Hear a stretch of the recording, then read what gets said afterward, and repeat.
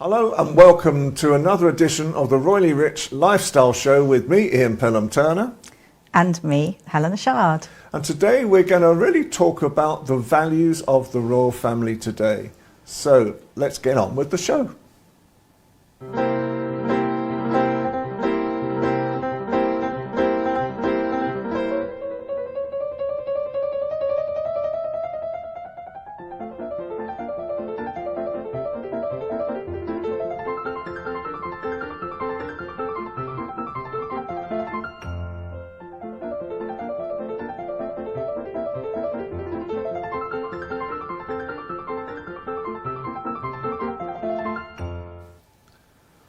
Well, I know Helena is bursting, absolutely bursting with so much royal news at the moment. We've got lots of royal news between us. So King Charles we'll start with. He is keeping calm and carrying on.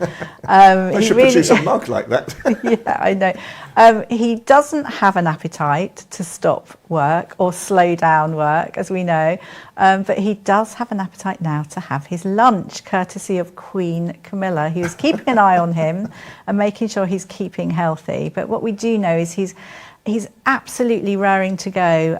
I know we've seen him at Easter, but he really wants to get out and meet people more and more and more. But Queen Camilla's so proud of him. We are so proud of him. And it was so lovely to see him out and about Easter. We saw him at St. George's Chapel. He was sat with Queen Camilla, but he was actually away from the rest of the royal family, which was quite funny. But then he does something extraordinary. He did. He was, well, the lovely thing about it, let's say lovely, he talked to well-wishers. So well-wishers had gathered round Windsor Castle, and it was so great to see him talking to people, chatting, shaking hands, which I think is quite amazing. Yes.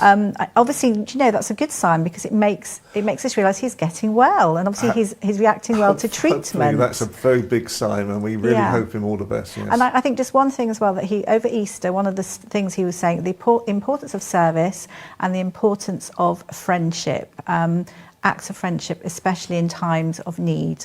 So, you know, that's something very special that we should all. And he's raring to go. He's planning his trip to Australia. Absolutely. We'll be with him. We'll be with him. We wish. And moving on, we're going to say Scoop. Everyone has been waiting for Scoop. And it's out today, everybody. So if you tune into Netflix, you will see this wonderful, well, I don't know how wonderful it's going to be. I was going to watch it this morning before we filmed, but I thought I'll do it another time. It's a drama to do with Prince Andrew and the explosive BBC interview. So we'll see how that pans out. I mean, I think at times, you know, perhaps this is a step too far for the royal family now, and especially for Andrew at the same time. And I think, you know, the reality with sort of something like this is perhaps we're sort of going over the top. It was an explosive interview at the time, but I think, you know, the royal family have really tried to move on as well at the moment. Do you know, it could have been pulled, that's the funny thing. The one thing I would say is when he said, I think that all went very well. But let's just hope everything turns out well. I'm sure it will. Absolutely. But Balmoral Castle. Yes. Now, Balmoral Castle is it's one of the royal residences, and it's now open to the public, which I think is fabulous news, and I cannot wait to go there as well. I have to say the website has crashed. I actually don't know if there are any more tickets, but everyone can try. And it's so beautiful. It's a slice of history. I think the tickets are quite pricey. They're something like 100 or 150 pounds. It's 150 pounds. You do get some nice curly bread sarnies, so you get nice afternoon tea with that. And I think, you know, to remember that the castle was completed in 1855, and all the people going will be the first public. Yes. Going to see it, which I think is absolutely fantastic. You know, perhaps we can treat ourselves to some strawberry and jam and some scones at the, you know, when we go up there. So, but I just think it's the Highlands are so beautiful. Yeah. But they're opening up Buckingham Palace as well at the same time. They're opening up all the palaces. They are. But I mean, so great. And I think this is wonderful, and I think the right thing to do so people can see. So this is a new tour at Buckingham Palace. Again, this is the first time it's been held, and it's opening this summer. The East Wing has been refurbished. It's been something like 7 years, and it's a 10-year project. But it's the wonderful thing for me is that you get to see the famous balcony, the central balcony, and which is actually finished in 1851. And obviously, we photographed all of the royals on the balcony. Expert guide, see the staterooms, perfect. Excellent. And moving on, it's the royal family patronages, and Bea and Eugenia in the news as well. Yeah, so the patronage is quite important to say. The charitable organisations across the UK and Commonwealth are missing some of the patronages at the moment, because obviously when Queen Elizabeth passed, there's now, it would be great to have other members of the royal family step in, because it's sort of vital publicity for people's work, and it allows an enormous amount of achievement. Bea and Eugenie, that's Beatrice and Eugenie. I think a lot of people would like to see them jump in and help out, especially as there's lots of things going on. We've got Royal Ascot coming on, and I think we need a little bit of glitz and glamour too. I think it was Beatrice who wore. She had an operation when she was young on her back, and apparently I was told recently. Was it Eugenie? Eugenie, yes. Eugenie. And apparently she had a very low back wedding dress on to actually show this as well at the same time. So they obviously can be very important as well in the future. I think they will be, and I think especially for Prince William, they're obviously cousins, and I think it will, in the future, will be great. It is time for younger members to step up to the plate now. Yeah, so like the Japanese royal family. The Japanese royal family. So Me. I find it fascinating. I have to say, I don't know too much about the Japanese royal family, but they have just launched an Instagram account, which I think is great. Now, this is to appeal to the youth. They're considered to be the world's oldest royal family, but also quite a reclusive monarchy, and they're out of touch with the young. So now they're trying to do it, and they're thinking of possibly doing Facebook and X, which is Twitter, in the future. So they are trying to, but it's slightly different that their account is like bonsai trees, and I think possibly certain birthdays and things like that. But and a rather stern picture of themselves. Yes, it is quite, isn't it? But I mean, it's the same thing, isn't it? To try and attract the young people to the royal families, and just talking about the Duke and Duchess, just talking about DJ Jack Jones, it's a similar kind of thing. The Prince and Princess of Wales trying to do it. Have asked him to help with the Shaping Us campaign, to get in with the young. Helena, a question to you is, what do you see are the values of the royal family? Oh, there's so much. There's so many values. I mean, goodness me. I mean, there's the financial, but we can go into that. And, it's the continuity, the inclusiveness, interfaith. It makes us all feel proud. You've got the honours system. So, celebrating people, it's so important. I mean, I could speak forever really about it. There's an awful lot of value that the royal family gives. Because we're just about to go to a break in a second, I think as well we really do wish King Charles and Kate every good wish in the world, and let's hope for a speedy recovery and a positive, happy future as well. Definitely, we all wish them well, but it's going well, isn't it? King Charles is raring to go to Australia, and obviously he has allowed Prince William and family to recuperate. Right. Okay, well, we're just going to take a short break, and then we're going to meet brand expert Michael Green. Stay tuned.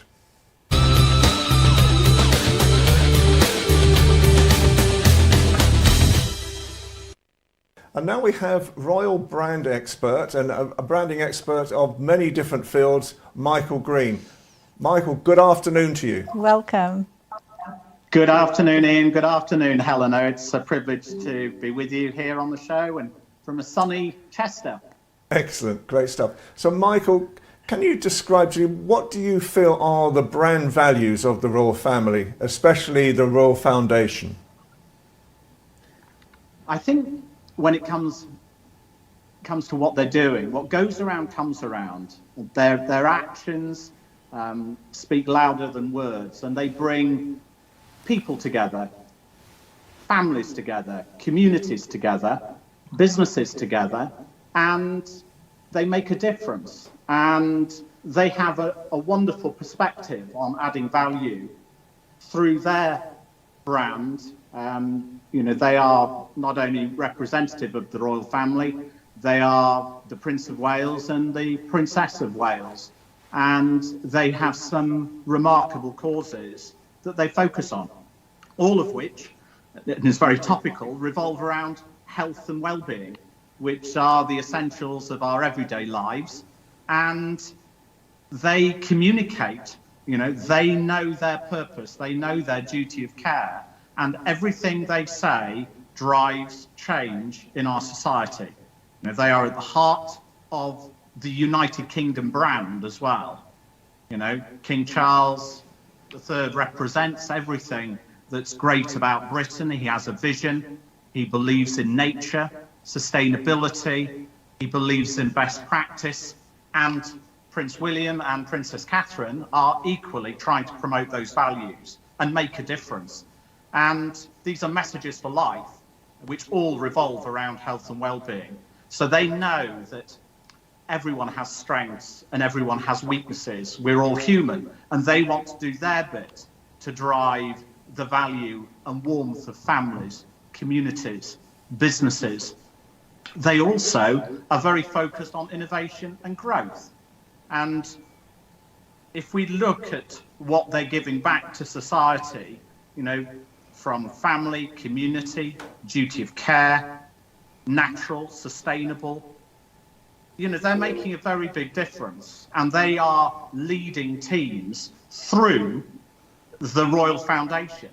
And what's remarkable about the Royal Foundation is, Prince William has got focus which includes disrupting illegal wildlife trade, tackling mental health stigma after COVID-19, supporting our emergency services and communities, leading the global search for solutions to save our planet through the Earthshot Prize.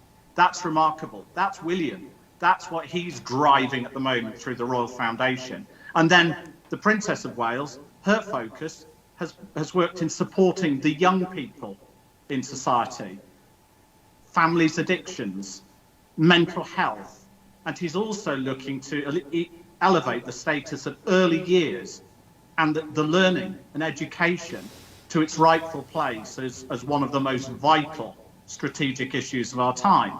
And that's through early childhood as part of the Royal Foundation Centre. But what they're doing is they're focusing on making a difference through these initiatives. And last week we saw Prince William in Sheffield. He was promoting the Homewards Foundation, which is also trying to work with families and communities to support those and help those who are homeless. Not only in the UK is this going to be a drive, but also abroad and through the Commonwealth countries and other parts of the world. So, that's through 6 centres currently across the UK. Those centres are in Aberdeen, Northern Ireland, Sheffield, Newport, Lambeth, Bournemouth. This is a remarkable feat and drive. These individuals are making clear communication to make a difference to families, to communities, to businesses, and they are leading this initiative. And at the end of the day, we also have to be healthy and in good health. And we've seen the challenges that family have been going through over the last period. And everyone is waiting for them to say something, do something. We're following their every movement, their every word, their every gesture.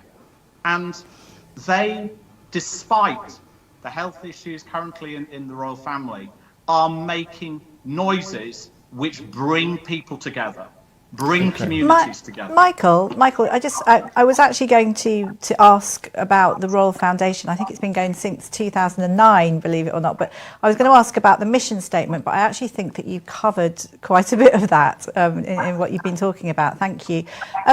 With reference to Prince William, what would you say are his? I mean, obviously you've mentioned a few subjects there, and you've mentioned Homewards. Would you say that's his flagship project out of all of these, or does he put as much passion into all of them, do you think? I think he's really passionate about these causes. He wants to make a difference, and also he is truly passionate about the world in which we live, nature and sustainability. I think the Earthshot Prize is an absolutely outstanding initiative, which is driving different ways of thinking, new businesses, innovation which protects our planet, protects our world. Because if we don't protect our green and pleasant land and our water, then we will have no tomorrows. We could indeed be the dinosaurs of tomorrow unless we protect our today. And I think what they've done. Excellent. Yeah, Absolutely. Thank you, Michael. Yeah, thank you so much. No, just to say that it's brilliant, and Earthshot Prize is brilliant, as are all they work on. How can people get hold of you, Michael? So the best way to get hold of me is through. I work also with the Kaleidoscope Group, which works with people with disability and abilities. And there are actually 16 million people with disability abilities in the UK alone. And so my email is michael.green@kaleidoscope.group. And I'd be delighted to hear from anyone there. We help with recruitment of people with disability. We help with investment of entrepreneurs with disabilities. We also have training programs, incubator programs where we work with businesses to help their team communication. So I'd be delighted to hear from anyone. Excellent. Michael, thank you so much for your time this afternoon. As always, a great expert. We'll have you on the show again soon because you have so much knowledge. I know you've been in contact with William as well. So, it's very, very important now that your message gets out across the world. Thank you for your time. Thanks, Michael. Thank you, Ian. Thank you, Helena. Thank you.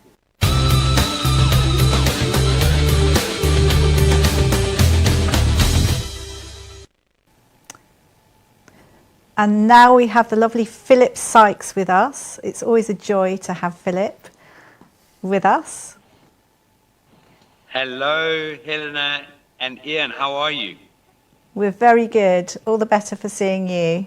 Thank you. And you're always somewhere exotic and exciting. Well, it's absolutely amazing. I'm very blessed. We're doing a coaching training session from Monday to Thursday next week here in South Africa. And I've also combined it with obviously a family get-together to see my mum and various family friends. So it's an absolute joy to be in sunny South Africa. Fabulous. So Philip, today's theme of the show is all the values of the royal family. In a nutshell, and obviously you are the British School of Excellence as well, so how does the royal family promote Britain in your eyes across the world? What are the values of the royal family?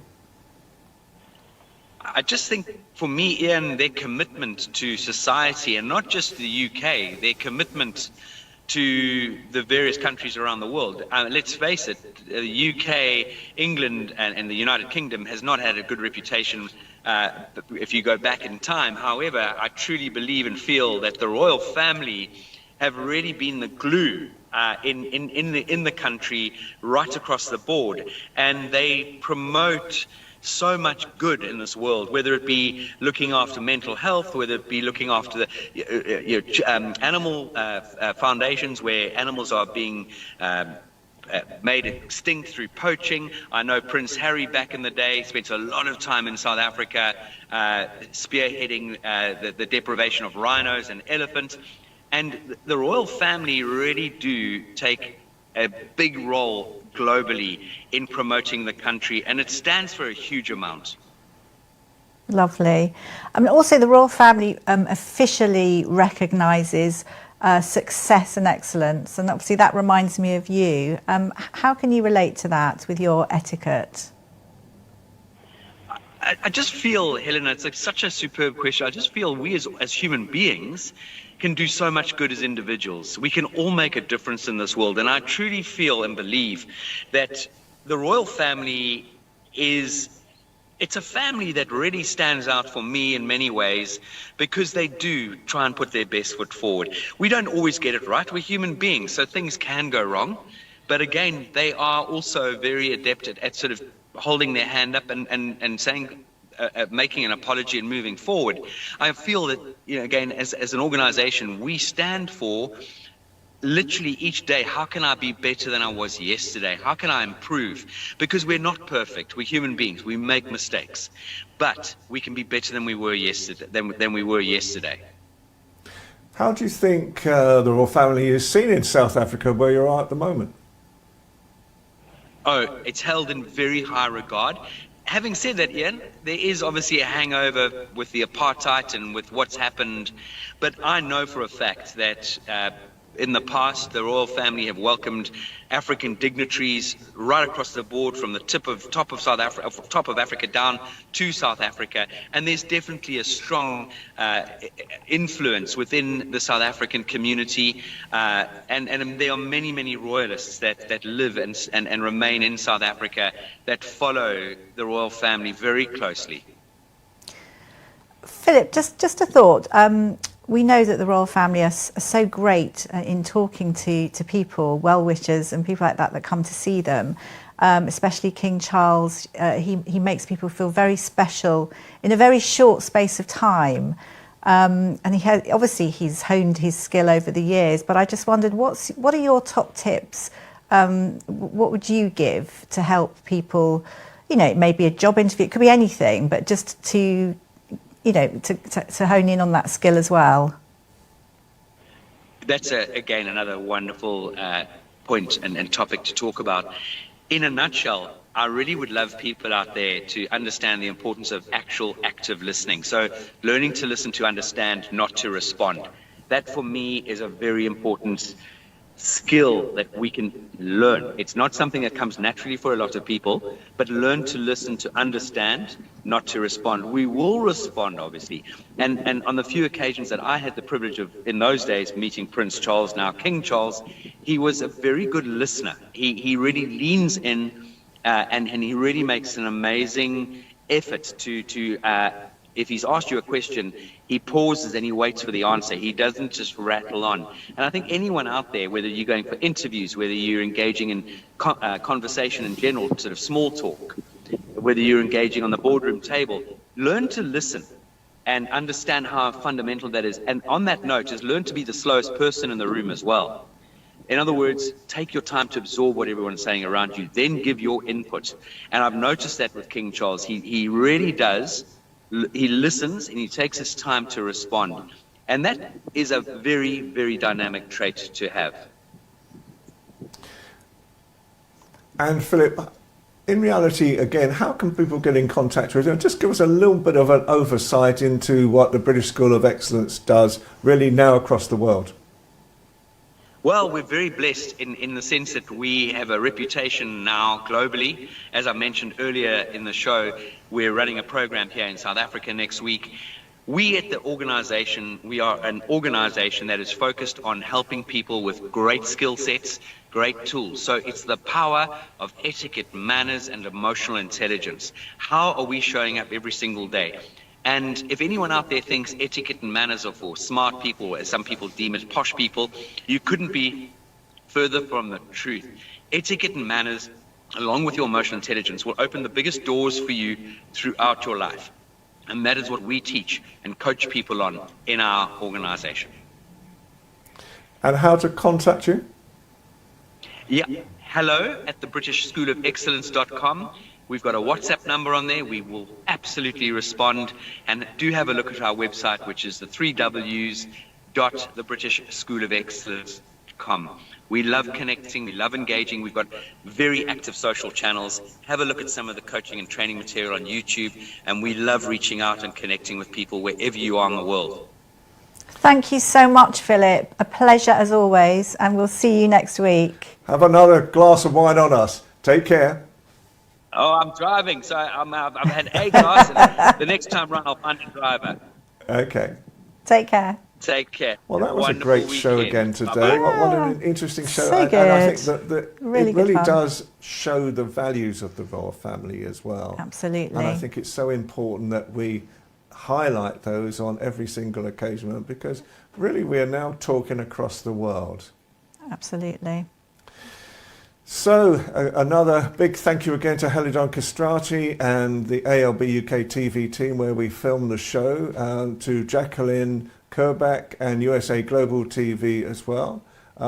Thank you so much for your help and time again today. And from me, Ian Pelham Turner. And from me, Helena Chard. Can we wish you a great week, and we will be back on next week again with another show. Take care and bye for now.